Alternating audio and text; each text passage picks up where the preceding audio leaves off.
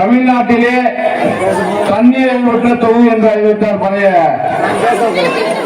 திராவிட முன்னேற்ற கழகத்தை சேர்ந்த எம்எல்ஏவும் மந்திரியுமாக இருந்த அந்த சகோதரர்.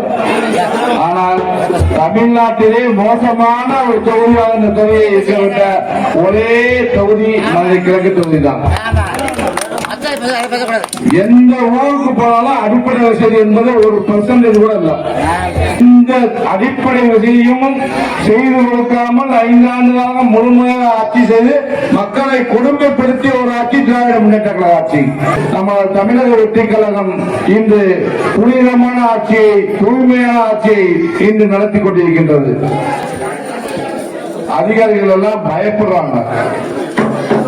எப்ப யாரு சஸ்பெண்ட் ஆகணும்னு தெரிய மாட்டேங்குது. பணம் கேட்டா யாருக்கும் 1 பைசா கொடுக்க கூடாது. தளபதி ஏற்கனவே சொல்லியிருக்காரு கரூர் கூட்டத்தில். மக்கள் காசை கொள்ளையடித்தவர்களுக்கும் கூடிய விலையிலே சிறை தண்டனை பெற்றுக் கொடுப்பதே நமது தமிழக வெற்றி கழகத்தினுடைய தலையாய கடமை என்பதை இந்த நேரத்தில் நான் குறிப்பிட விரும்புகின்றேன்.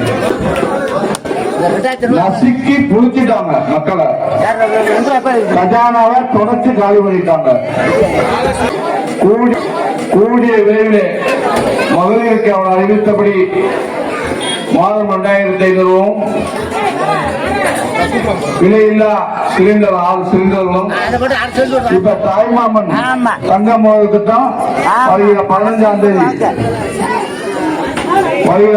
தேதி முதல் மீண்டும் அந்த திட்டத்தை செயல்படுத்த உத்தரவு பிறப்பித்திருக்கிறார் நமது தமிழக முதல்வர். ஒவ்வொரு திட்டமாக செய்வார், கண்டிப்பாக நிறைவேற்றார், நம்பிக்கையோடு இருந்தது.